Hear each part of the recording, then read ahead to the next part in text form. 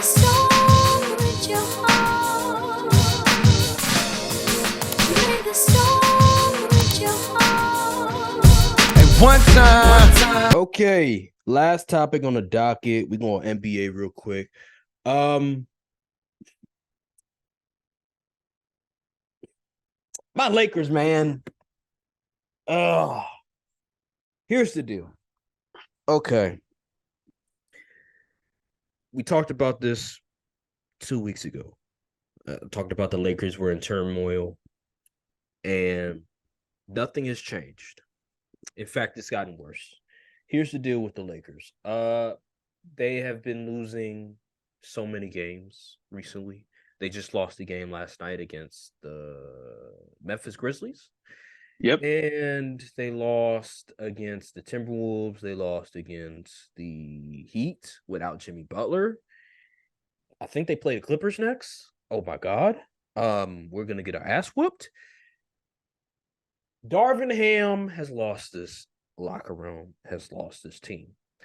And I'll give you an example. So I was watching the Lakers last night, and people have been criticizing Darvin Ham for his substitution patterns, his different lineups that he puts down on the court. So here's one example of Darvin Ham making another boneheaded mistake. Darvin Ham decided, you know what? I'm going to put a lineup with no ball handler. So what do I mean by no ball handler? He had no guard that can orchestrate an offense at all. So he had Max Christie. He had Christian Wood. He had Anthony Davis. I think it may have been Vanderbilt or Torian Prince. Regardless, there was no ball handler on the court. And guess what happened? Turnover. And we kept getting down. So after we turned the ball over 2 or 3 times, he puts Austin Reeves in the game. But guess what? We're already down now. So he waited that long. And then the fourth quarter rolls around. Max Christie has been playing really good defense. He's been making plays. He actually made a bucket. He's been doing things. And the second Max Christie turns the ball over, one time, Darvin Ham subs him out and puts Cam Reddish in the game. Now, here's another thing that has been a sort of criticism when it comes to Darvin Ham.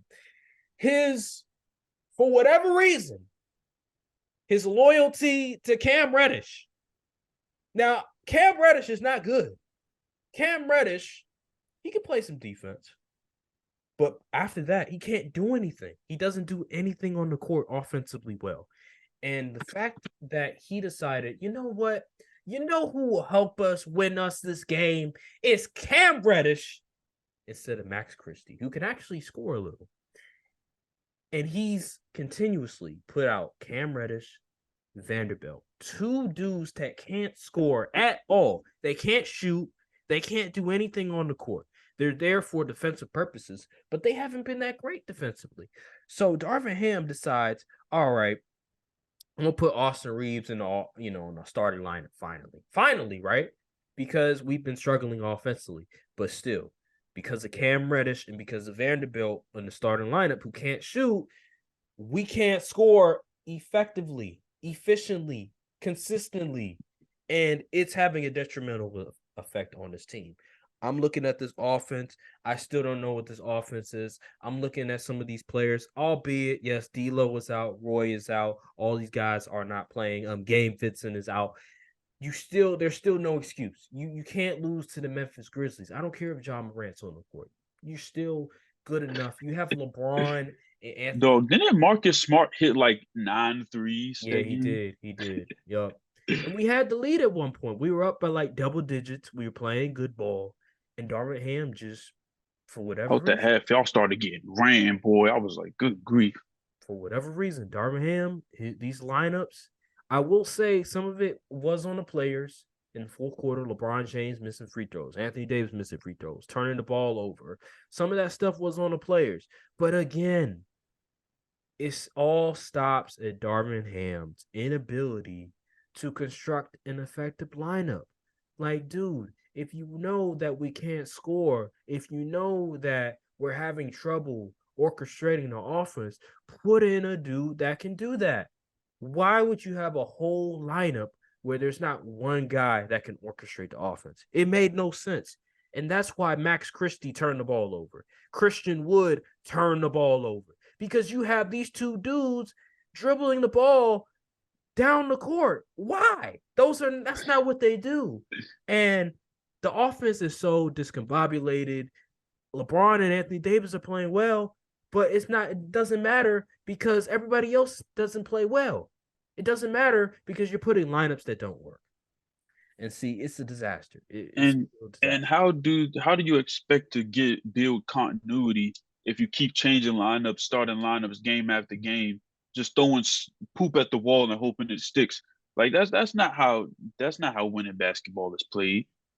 Like it's like one lineup, like that lineup y'all had against the Pelicans, where y'all had it was like an all small forward lineup. I'm like, what are we doing? Who's going to handle the ball? LeBron? He's old. He's too old to be doing that be the primary ball handler. And this is I was like, man, that's why I was like this before the season started. I told you I got on here. I was like, I'm looking at this roster. I'm like, this is the off season people was raving about. I'm like, I'm not seeing any like real dudes out here. And lo and behold, look what's happening. Y'all lost y'all last 10 out of 12 or something like that. Something like that. I'm not even keeping score anymore. I've seen a list of few fans I've seen. They said they ain't even watching the games anymore. And I'm like, honestly, I don't blame you.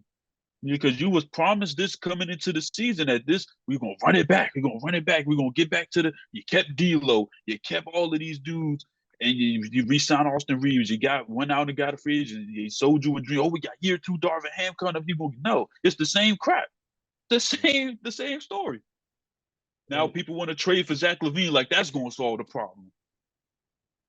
Here's the deal. Because we look at last year and the success that we have. Number one, we benefited a lot because the Western Conference was pretty weak. I'm not going to lie. It was pretty weak from top to bottom. The only team this year, it's freaking stacked. It's stacked. It's stacked. And see, you have little margin of error. And so when we look at the Western Conference last year compared to this year, there was really only one team standing in our way, and it was the Denver Nuggets. Everybody else can be had. So you were able to get the trade done and have almost a whole new squad and still get the ground running, run the offense effectively. And that was that. But this year, you're going to have to really play basketball. Like, you're really going to have to build chemistry, continuity. Guys are going to have to really step up their game because everybody else in the Western Conference got better. Timberwolves got better.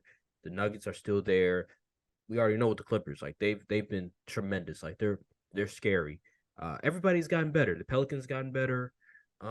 Memphis, they can be a dark horse, even though they're down in the gutter, but they're still the Mavericks. Respectable. The Mavericks, they're right there as well. So everybody has gotten better, and we expected that the Lakers, because of we bring in everybody else back, they have another year with this system.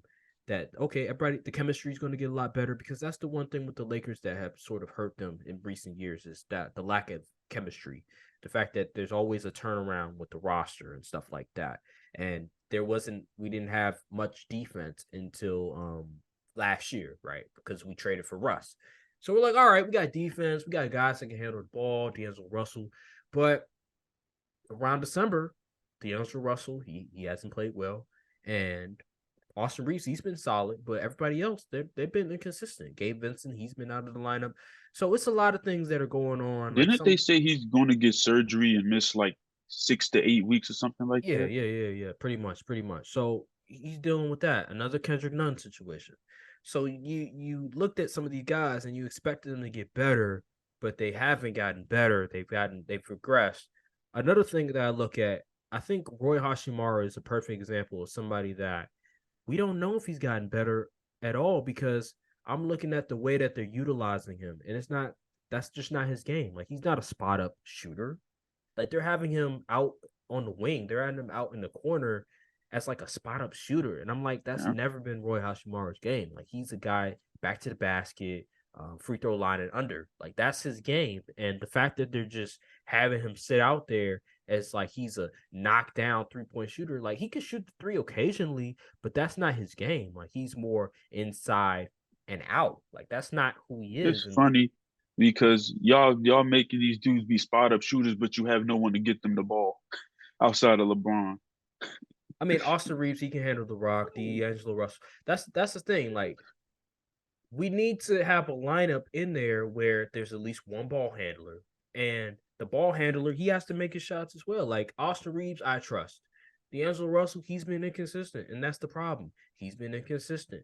And see, Darvin Ham, the reason they put him on the bench is because his consistency is lacking. He's not shooting the ball effectively enough. And last year around, like when we got him, he was cooking. But then the Nuggets series rolls around and he can't shoot. The thing, and that's the thing with D'Angelo Russell. It's the roller coaster effect. Like you don't know what you're gonna get from D'Angelo Russell every single night, and that's why the Minnesota Timberwolves traded him away because they're like, yo, we're tired of this. These ebbs and flows, like roller coaster ride that we're dealing with D'Angelo Russell, and right now he hasn't played well. But I will say that when D'Angelo Russell comes back, if I'm Darvin Ham, look, you just have to go with the lineup that won you games last year. Like, stop with all this experimenting. Stop with all this, oh, we're going to try this, bro. Go with the lineup that won you games last year. And let's see if it still works. And if it doesn't work, then okay. It is what it is. But, dog, we haven't had a single game where we've done the starting lineup from last year's season that won us those games, that got us to the Western Conference Finals. We haven't done it yet. Why? Because Darvin Ham he's boneheaded. I don't know why he keeps doing that. Continue with the lineup that won his games last year. And then if it doesn't work, then albeit. But you can't just keep pushing out these lineups that just don't make any sense. Like, come on now. Cam Reddish in the starting lineup in 2024? What are we doing? Dude should be the 10th guy on the bench. He should be the 11th guy on the bench, not the starting lineup. Like, let's be for real right now. Like, Taurean Prince, he's hit or miss, but I can understand it because he can hit a shot. But Cam Reddish, Vanderbilt, come on now, man. Like, if there should be only one guy on the court that can't create his own offense, and that's Vanderbilt. Everybody else, you better be able to knock down a shot. Because if you can't, then you shouldn't be on the court. And that's the problem with Darvin Ham is because he's thinking, oh, if we bring up all these guys that are defensive specialists, that we'll be fine. No, bro. This isn't the No. 80s. No, bro. No. And Anthony Davis has been playing like the guy that I've always wanted him to play. Like this year, he's been playing like that dude. He's been aggressive. He's been assertive. He's putting the offense on his back. But everybody else is not coming along with him. The only guy that's You know coming what's along with funny? him is LeBron. Defense is very important in this game of basketball. But but basketball is a game of runs. And all it takes is for the other team to go on a crazy run, and your defense is pretty much ineffective at that point. And you don't have the dudes on offense to match it. So if you can't match the run, you're just it's going to end up snowballing. So having all these defensive lineups out there, and you have no scorers, and then once the other team finally gets rolling, and it's literally the same thing every game. Like y'all start off somewhat close, and then the other team gets on their scheduled run, and then y'all can't match it. And it's like, oh well, now we down. Now we have to press, and now we turning over the ball. Now we forcing bad shots. Now it's the same script every single game. It's like, wow, you can literally predict every single Lakers game because all of them end the same way. Pretty much, and it's just unfortunate, man. Like I was looking forward to the season, and it's just going downhill. The only way we're gonna be able to make noise is either one, got to get rid of Darvin Ham, or you're gonna have to I make a don't think that trade. solves the problem either. Because who you going to hire if you fire Darvin Ham? You gonna get Doc Rivers? He's better than Darvin Ham. He's better than Darvin Ham. Everywhere Doc Rivers went to, they won. They've won, albeit they choke in the playoffs. But again, let me say this: as bad as Doc Rivers has been, when has he ever had a guy that you can say, okay, give me the ball and I'm gonna take it home? That was Paul Pierce. That was the Celtics team. And guess what? They won a chip. They went to the finals, and they went to the conference finals one year. Well, when you look at Doc Rivers' stint with the 76ers, Joel Embiid is a tremendous talent. But when we look at Joel, do we look at Joel Embiid and say, "Oh, give him the ball and he'll take you home"? No. When we look at They James had Harden, to win one game out of two and couldn't do it. when we look at James Harden, do you look at him and say, "Okay, here's the ball, take us home"? No.